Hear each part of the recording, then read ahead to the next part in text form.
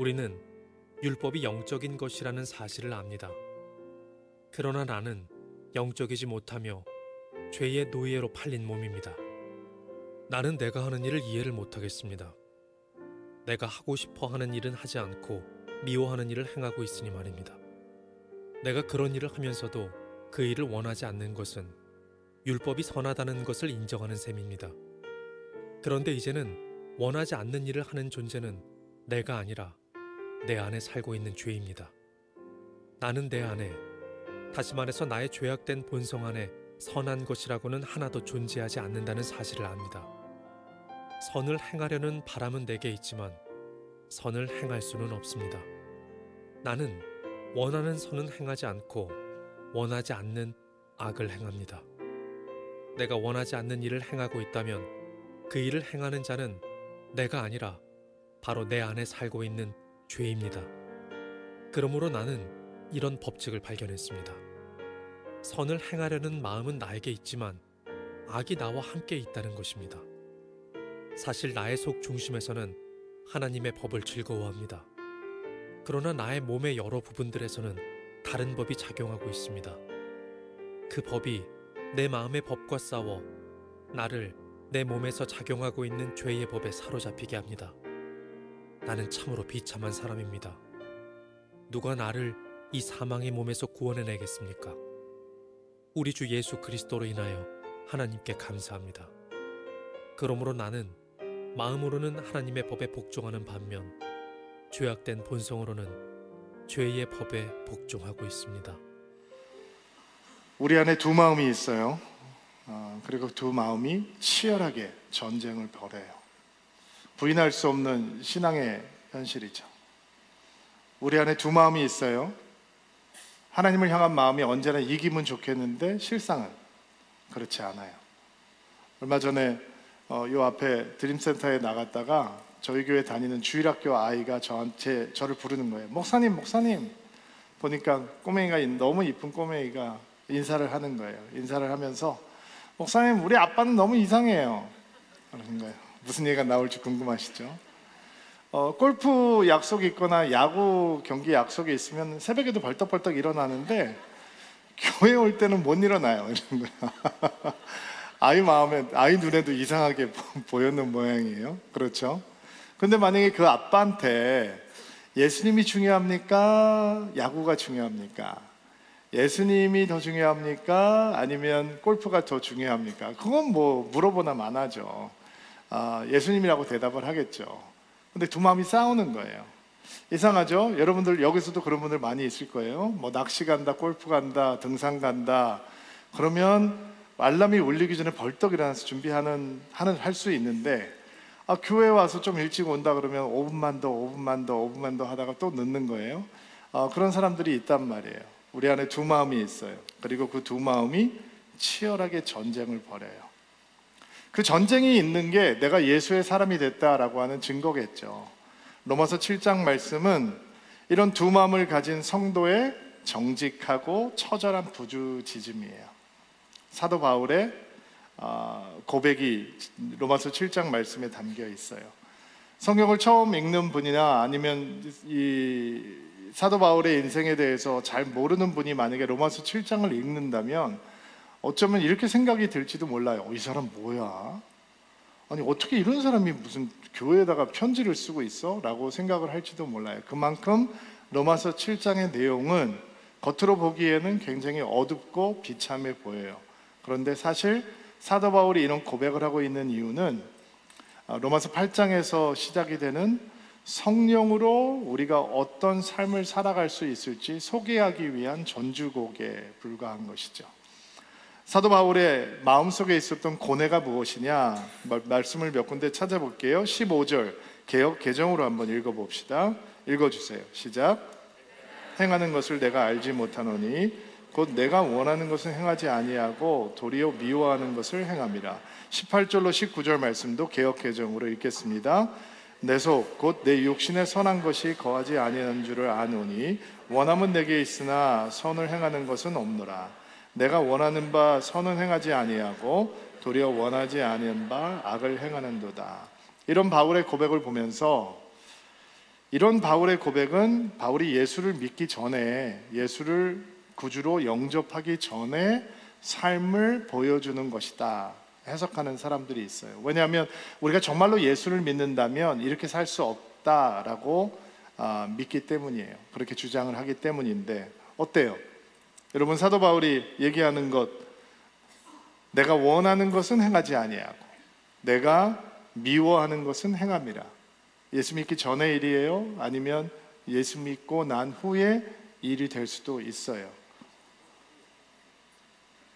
사도 바울이 하고 있는 고뇌, 나는 괴롭습니다. 나는 비참한 사람입니다. 왜냐하면 내가 원하는 것은 하지 않고 내가 미워하는 것을 계속 행하고 있는 나의 모습이 나는 너무 공고하게 느껴집니다. 이런 고민을 예수를 믿기 전에 사람들이 할 수 있어요? 신앙을 갖지 않은 사람이, 하나님을 믿고 인정하지 않는 사람이 이런 괴로움을 느낄 수 있나요? 사도 바울이 지금 6장에서 계속 우리에게 했던 이야기가 뭐예요? 우리의 인생이 이전에는 죄가 다스리는 왕노릇하는 인생이었다는 거예요. 죄가 시키는 대로 할 수밖에 없었다는 거예요. 그래서 우리는 우리의 지체를, 우리의 몸을, 우리의 인생을 불의의 무기로, 도구로 내어주는 삶을 살았다는 거예요. 그러나 우리가 죄를 향해서 죽고 하나님을 향해서 살아남으로 우리가 우리의 지체를 하나님의 의를 행하는 영광의 도구로 드릴 수 있게 되었다는 거예요. 근데 이전의 삶, 우리의 지체를 불의의 도구로 끊임없이 내어주는 무력한 삶을 살고 있는 예수를 믿기 전의 사람들이 과연 내가 이런 고민이 있습니다, 내가 원하는 것은 행하지 않고 내가 미워하는 것은 행하고 있는 나의 모습이 나는 너무 공고합니다, 이런 고백을 할 수 있는가? 없어요. 고백 절대로 할 수 없죠. 그러니까 사도 바울의 고뇌는 진짜 예수를 믿고 신뢰하고 사랑하고 동행하기 원하는 진짜 성도만이 가질 수 있는 고뇌예요. 제가 목사이기 전에 성도입니다. 나는 예수님 사랑하는 삶 살고 싶습니다. 예수님 제대로 믿고 싶습니다. 난 주님 믿고 난 다음에 정말 주님이 기뻐하시는 삶을 살고 싶다라고 하는 뜨거운 마음이 제 안에 생겼습니다. 예수님께서 주인 되신 삶, 예수님께서 다스리시는 삶 정말 원합니다. 그런데 그렇게 못할 때도 많습니다. 좋은 성도의 삶을 살아가고 싶은데 그게 말처럼 저절로 쉽게 되는 것이 아닙니다. 세상에서 방황하던 시절이 저에게 있었는데, 그때 제가 세상에서 즐기던 즐거움을 끊어버리면 금방 천사가 될 줄 알았습니다. 근데 끊어버렸습니다.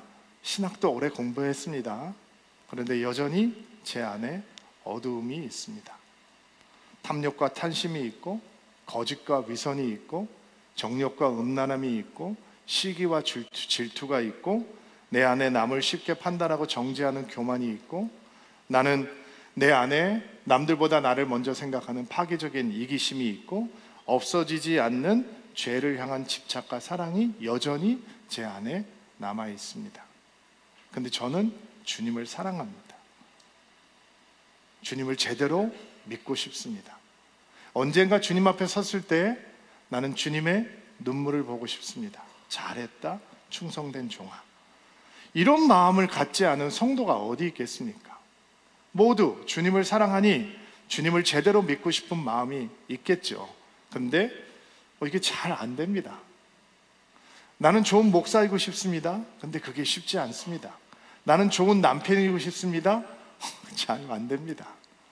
나는 좋은 아빠이고 싶습니다. 그런데 생각하는 만큼 잘 되지 않습니다. 내가 계획했던 대로, 결단했던 대로, 결심했던 대로 내 말이 이어지지 않고 내 행동이 이어지지 않습니다. 나는 이렇게 말하고 싶은데 저런 말이 나오고, 나는 이렇게 행동하고 싶은데 저런 행동이 나옵니다. 그래서 로마서 7장의 내용은 성경 공부의 텍스트, 연구의 대상, 해석의 대상이 아니라 내 고백이요 나의 스토리가 되는 것입니다. 우리 안에 멈추지 않는 전쟁과 갈등이 있습니다. 사도 바울의 이야기가 아니라 우리의 이야기입니다. 그런가요? 아멘으로 한번 받아보실래요? 그러면 7장의 이 사도 바울의 고백을 보면서 우리 안에 이런 질문이 떠오르겠죠. 그럼 목사님, 우리가 지금 로마서를 공부하면서 우리의 공로나 노력이나 종교나 율법을 지키는 어떤 그런 행동으로 의롭다함을 받는 게 아니라 예수께서 십자가를 지시고 예수님의 공로를 믿음으로 우리가 하나님의 자녀되고 의롭다함을 받았다라고 우리가 배웠고 믿었는데, 그러면 그 다음부터 크리스천 라이프가 시작이 되는데, 그럼 크리스천 라이프는 이렇게 비참한 거예요. 내가 원하는 것은 하지 못하고 내가 미워하는 곳에는 푹 빠져 사는 무거운 짐을 짊어지고 가는 게 결국 크리스천 라이프인 거예요. 내가 원하는데 할 수 없어서 무거운 짐을 짊어지고, 내가 미워하는 것을 끊임없이 행하는 무거운 짐까지 짊어지고 가는 삶이 크리스천 라이프인 건가요? 답부터 드리자면 물론 아니죠. 그게 어떻게 하나님께서 우리를 위해서 준비하신 풍요로운 삶이 될 수 있겠어요? 절대로 그런 건 아니죠. 그러나 우리가 기억해야 되는 것은 예수를 믿고 난 후에 우리의 삶 가운데는 이 두 마음의 치열한 전쟁이 일어나고 있고, 이 전쟁에서 어떻게 승리하는지를 복음의 능력이 우리에게 가르쳐주고 있다라는 것입니다. 예수를 따라가는 우리들에게 선택의 길이 있잖아요. 죄를 따라 살아가면서 불의의 도구가 될 수도 있고, 우리의 삶을 주님 앞에 경외하는 마음으로 드림으로 의의 병기가 될 수도 있거든요. 우리는 죄를 향해서 날마다 죽을 수도 있고, 우리는 하나님을 향해서 날마다 살아날 수가 있는 거죠. 바울의 고뇌는 사실 우리는 지금 결코 이길 수 없는 싸움을 싸우고 있습니다, 이런 고뇌가 아니고, 내 안에 치열한 전쟁이 일어납니다. 그런데 우리는 지금 결코 질 수 없는 전쟁을 싸우고 있습니다 라는 이야기를 하고 싶은 거예요. 아멘으로 받으셔야 돼요. 7장은 결론이 안 나면서 끝나는 거예요. 8장까지 이어져야 바울의 고뇌가 어떻게 다이내믹하게 성령에 사는 삶으로 변할 수 있는지를 보여주거든요. 근데 오늘 우리가 묵상하게 될 내용은 이런 거예요.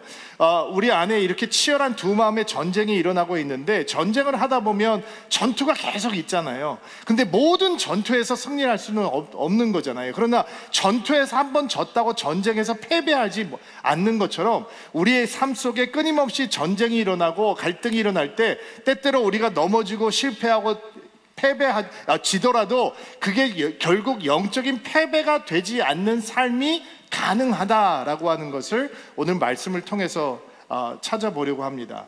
왜 우리의 실패가 우리의 영적인 패배로 이어지지 않는가? 그게 복음의 능력인 거예요. 그 복음의 능력에 한번 만나보는 시간을 갖게 되기를 원합니다. 첫 번째, 우리가 우리의 실패가 패배로 끝나지 않기 위해서 기억해야 되는 것은 우리의 무력함을 인정하는 것이 승리의 발판이 된다라는 것입니다. 우리의 무력함을 인정하는 순간, 우리를 과신하는 마음을 버리는 순간 영적인 승리의 발판이 만들어진다라는 거예요. 사도 바울의 고백이 형편없이 의지가 약한 미성숙한 성도의 고백이 아니라 정말 복음의 능력을 붙들고 있는 성숙한 성도의 고백이 될 수 있는 거예요. 여러분, 종교를 의지하고 율법을 의지하는 사람이 마음속에 일어나고 있는 치열한 갈등, 그거에 맞서서 싸워서 스스로 승리할 수 있나요? 절대로 없어요. 자신의 힘으로는 절대로 싸울 수 없는 거예요. 승리할 수 없는 거예요. 그러면 승리의 발판은 뭐냐? 하나님, 나는 내 힘으로 싸울 수 없습니다. 나는 무력합니다. 내가 가지고 있는 공로, 노력, 나의 어떠함 다 무력합니다. 나는 은혜가 필요한 사람입니다. 이게 승리로 가는 첫 번째 계단이라는 거예요. 우리가 내 자신을 믿는 순간 하나님을 찾지 않겠죠? 하나님께 기도하지 않겠죠? 주님의 도우심을 구하지 않겠죠? 자신의 능력으로 승리할 수 있다라고 하는데 왜 하나님을 찾겠어요? 그런 삶 속에서는 백전백패가 되는 것이고, 하나님, 나는 내 힘으로 싸울 수 있는 능력이 없습니다. 그러므로 나는 주님을 의지합니다. 주님을 바라봅니다. 주님의 은혜를 구합니다 라고 하는 사람에게 이 전쟁에서 승리할 수 있는, 이 갈등에서 승리할 수 있는 첫 번째 발걸음을 내줄 수 있다라는 것입니다. 바울의 고뇌 속에서 우리가 보고 배워야 되는 것은, 우리의 무력함을 인정하는 순간 하나님의 은혜를 받아들이는 놀라운 이 고속도로가 열리게 되는 것이구나 라고 하는 것을 보아야 하는 것입니다. 내가 무력함을 인정하면 내가 좀 찌질한 인생이 되는 게 아닌가? 절대로 아닙니다. 내가 무력함을 인정하는 순간 우리는 하나님을 신뢰하게 되고 의지하게 되는 믿음을 배우게 되는 것이죠. 자, 우리의 거듭된 실패가 영적인 패배로 끝나지 않을 수 있는 이유, 그 이유는 하나님께서 우리 안에 작은 믿음의 불씨를 두셨기 때문입니다. 사도 바울이 계속해서 표현하고 있는 것들을 들어보세요. 내가 행하는 것을 내가 알지 못하노니 내가 원하는 것은 행하지 아니하고, 행하지 아니하고라고 하는 말에 집중하지 마시고 내가 원하는 게 있다라고 하는 것에 집중하세요. 내 속, 내 육신에 선한 것이 거하지 아니하는 줄을 아노니 원함은 내게 있으나 내가 원하는 바 선은 행하지 아니하고, 원하는 바, 내가 한 법을 깨달았노니 곧 선을 행하기 원하는 나에게 악이 함께 있는 것이라. 악이 함께 있다라고 하는 것을 집중하지 말고 선을 행하기 원하는 바울의 마음이 있다는 것에 집중을 하는 말이에요. 사도 바울이 지금 뭐라고 얘기했어요? 치열하게 전쟁을 하고 있는데 악에게 자꾸 집니다. 근데 내 안에 원함이 있습니다. 디자이어가 있다는 거예요. 그 디자이어는 뭐예요? 복음을 따라 살고 싶은 것, 믿음을 따라 살고 싶은 것, 하나님을 따라 살고 싶은 것, 예수를 기쁘게 하고 싶은 삶이, 살기를 원하는 마음이 그 안에 있다는 거예요. 그 마음은 누가 주신 거예요? 예수께서 주시는 거예요. 성령께서 주시는 거예요.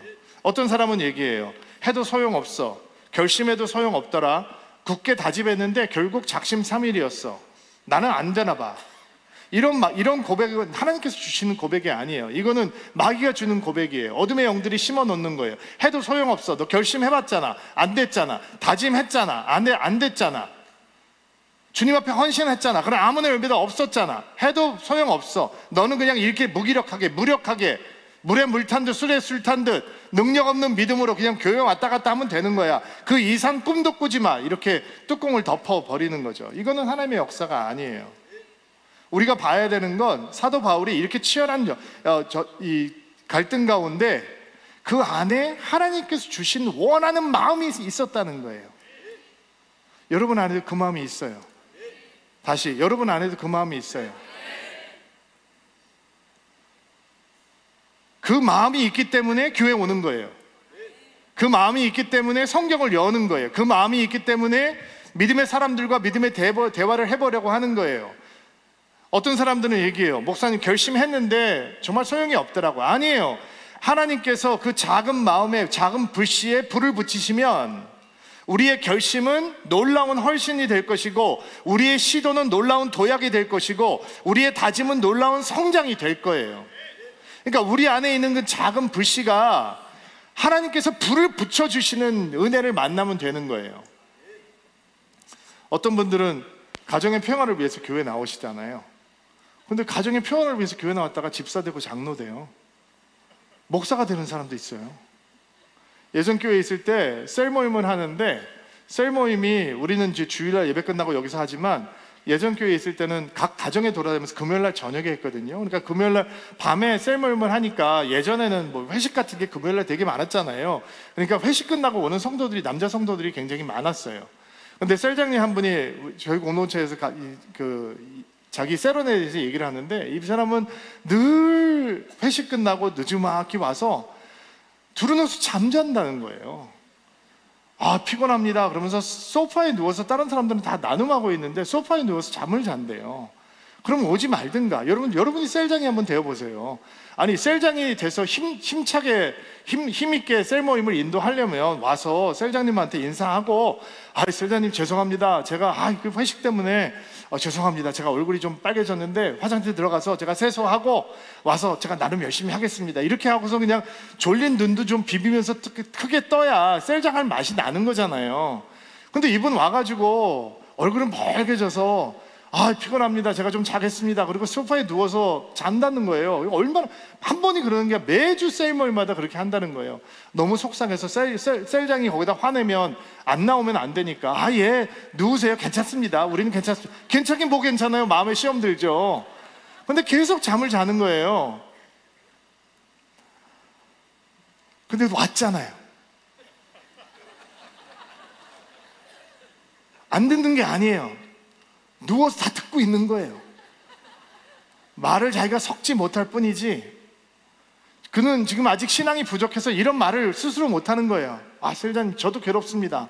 저도 그 자리 가기 싫고, 저도 그 자리 가서 마시기는 싶은데, 그래도 마시고는 싶은데 안 마시는 게 거절 못하는 게 저도 괴롭습니다. 이런 말을 아직 못하는 거예요. 미성숙하니까.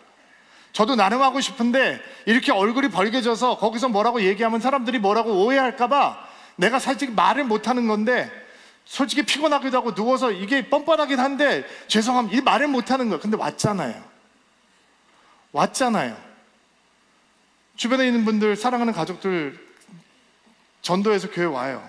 왔어요. 옆에 앉았어요. 근데 졸아요. 핸드폰 보고 딴짓해요. 막 속에서 막 불이 나죠. 근데 왔잖아요. 안 올 수 있는데 왔잖아요. 그 누워서 자는 성도도 회식 끝난 다음에 2차 가자 그러면 노래방 가고 3차 가자 그러면 뭐 노래방 가고 할 수 있는데 거기 안 가고 왔잖아요. 그 성도가 어떻게 됐는지 궁금하죠? 셀장 됐어요. 셀장이 됐는데, 그 셀장 되는 날 그를 돌보던 셀장님이 축복했던 말을 제가 잊을 수가 없어요. 형제도 형제 같은 셀로 만나서 나처럼 기도하면서 셀장 생활하면 좋겠다.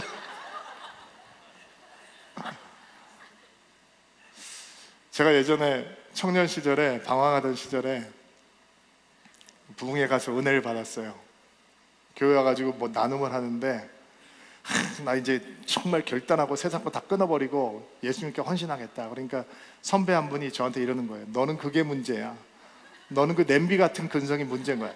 불이 들어왔다 꺼졌다 들어왔다 꺼졌다. 사람이 좀 뚝배기 같아야지. 그래도 은혜 받았잖아요. 부흥회 갔잖아요. 고백했잖아요. 그리고 이렇게 됐잖아요. 이게 작은 불씨가 있다니까요.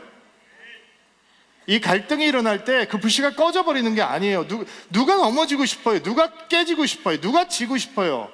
예수 믿는데 누가 그런 사람을 살고 싶겠어요? 거듭났는데, 근데 나는 원하는데 내가 자꾸 원하지 않는 걸 하는 거예요. 근데 불씨가 살아있어요.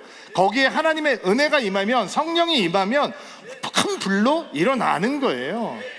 그러니까 그것을 기대하고 소망하고 붙들고 있으면 우리가 넘어지고 비틀 때가 있을지언정 우리의 실패가 절대로 영적인 패배가 되지는 않는 것입니다. 그게 복음의 능력이에요. 하나님께서 우리의 작은 불씨를 큰 불로 일으키는 은혜가 있게 되기를 주의 이름으로 축복합니다. 22절, 23절 개역 개정으로 한번 읽어볼까요? 22절, 23절 읽어주세요. 시작. 내 속으로는 하나님의 법을 즐거워하되 내 지체 속에서 다른 법이 내 마음의 법과 싸워 내 지체 속에 있는 죄의 법으로 나를 사로잡는 것을 보는도다. 자, 우리의 반복되는 크고 작은 영적인 실패가 영적인 패배로 끝나지 않을 수 있는 복음의 능력, 어떻게 체험하는가? 버려야 될 즐거움과 극대화시켜야 될 즐거움을 파악하는 거예요. 버려야 될 즐거움이 뭐냐? 육신의 법, 죄의 법이 우리에게 가져다 주는 즐거움이겠죠. 세상의 즐거움이에요. 바울이 나의 속사람이 하나님의 법을 즐거워한다라고 얘기를 하죠. 근데 그것과 싸우려는 또 다른 법이 있다는 거예요. 죄의 법.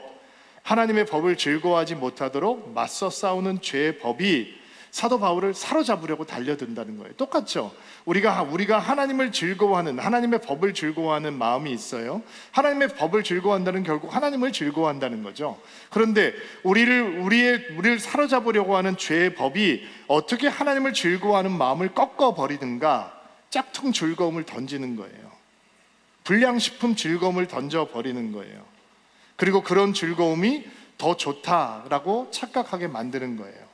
C.S. 루이스가 쓴 스크루테이프의 편지라고 하는 책을 보면 이 삼촌 악마가 조카 악마에게 어떻게 인간을 유혹하고 무너뜨릴 수 있는지를 코칭하는 내용들이 쭉 등장을 하거든요. 즐거움에 대해서 삼촌 악마가 이렇게 설명을 합니다. 우리는 쾌락이 하나님이 아닌 우리가 만들어낸 것이라고 인간으로 하여금 믿게 해야 해. 그러나 실제는 우리는 결코 쾌락을 만들 수 없어. 우리는 어떤 즐거움도 만들어낼 수 없는 존재란 말이지. 우리의 원수 하나님이 만들어 놓은 인간을 향한 선물, 즐거움을 우리는 누리면 안 되는 것으로 만들 뿐 아니라 즉 즐거움에 빠져서 헤어나오지 못하게 하고 하나님보다 더 쾌락을 더 좋아하게 만들면 인간들은 쾌락의 노예로 전락하게 될 거야. 즐거움은 하나님께서 주시는 것인데 그 즐거움을 하나님의 방법이 아닌 죄의 방법으로, 하나님보다 더 소중하게 된다는 순간 하나님께서 만드신 모든 즐거움을 쾌락으로 변하게 되고 쾌락의 노예로 우리들은 전락하게 된다라는 것입니다. 1989년에서 90년대로 넘어가면서 타임지에서 미래를 예측하는 이런 기사가 실렸습니다. 80년대는 돈이 가장 중요한 위치에, 사람들의 위치에 있었는데 90년대가 되면 사람들에게는 여가 생활, 취미죠, 즐거움, 재미가 그들에게 가장 중요한 이슈가 될 것이다. 경제가 발전하게 되면서 사람들이 더 풍요로워지면서 이제는 돈에 대한 집착이 아니라 돈이 가져다 줄 수 있는 즐거움과 재미에 사람들이 집착하게 될 거다. 예상은 적중했어요. 그리고 90년대부터 어떤 단어가 등장했냐면 극적인 스포츠, 극한적인 스포츠, 익스트림 스포츠라고 하는 게 등장을 해요. 그리고 그게 사람들이 재미를 추구하는 마음을 그대로 노출해 주는 거예요. 사람들이 어떤 재미를 원하느냐? 극적인 재미를 원하는 거예요. 그러니까 하나님이 가져다는 즐거움은 고리타분해지고 지루함이 되는 거죠. 어떻게 우리가 죄악이 가져다 주는 즐거움을 버릴 수 있는가? 하나님이 가장 큰 즐거움이 되면 되는 거예요. 모세가 이집트에서 모든 즐거움과 부귀와 여왕을 누릴 수 있었어요. 그런데 모세가 그것을 버려요. 왜? 하나님과 함께 하기 위해요. 바울은 이 세상에 가지고 있는 모든 것들이 배설물처럼 느껴진다라고 얘기했어요. 왜요? 예수를 아는 지식이, 예수를 아는 기쁨이 가장 거창한 것이 되기 때문이다. 그러니까 내가 하나님이 아는 즐거움이 커 보이지 않으면 세상이 주는 즐거움이 너무 커 보이는 거, 버리기 너무 아까운 거예요.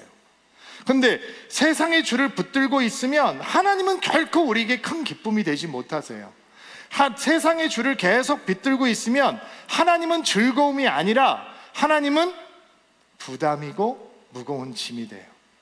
근데 세상의 주를 놓으면 하나님은 기쁨이 돼요. 예수님은 큰 기쁨이 되는 거예요. 우리가 어떻게 반복하면서 범하고 있는 영적인 실패를 패배로 이어지지 않게 할 수 있느냐? 버려야 되는 즐거움을 파악하고 붙들어야 되는 즐거움을 보면 되는 거예요. 버려야 되는 즐거움은 뭐예요? 우리를 죽이는 즐거움이 되는 거예요. 우리가 붙들어야 되는 즐거움은 뭐예요? 예수라고 하는 큰 기쁨이에요. 하나님이라고 하는 큰 기쁨이에요. 만약에 여러분들께서 교회 생활하시면서 신앙생활 하시면서 하나님이 기쁨입니다, 하나님을 아는 것이 즐거움입니다, 예수가 나에게 기쁨입니다 라고 하는 고백이 아직 영혼으로부터 흘러나오지 않는다면 기도하셔야 돼요. 하나님을 아는 것이 나에게 기쁨이 되길 원합니다. 예수 그리스도가 나에게 큰 즐거움이 되기를 원합니다.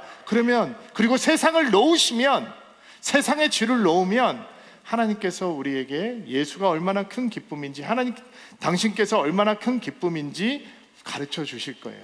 그 기쁨을 붙들면 우리의 거듭되는 실패가 영적인 패배로 이어지지 않는 복음의 능력을 맛보게 되는 것입니다. 말씀 한 것 더 볼까요? 25절 말씀 개역 개정으로 한번 읽어주세요. 시작. 우리 주 예수 그리스도로 말미암아 하나님께 감사하리로다. 그런즉 내 자신이 마음으로는 하나님의 법을, 육신으로는 죄의 법을 섬기느라. 자, 너무 공감되는 말씀이죠. 내 자신이 마음으로는 하나님의 법을, 그러나 육신으로는 죄의 법을 섬기는 그런 인생이다 라고 고백을 하는데, 여러분들께서 여기에서 이해하셔야 되는 것은 액센트는 그 앞에 있는 거예요. 7장 전체의 내용, 오호라 나는 공고한 사람입니다, 나는 비참한 사람입니다, 이 사망의 몸에서 누가 나를 건져내겠습니까?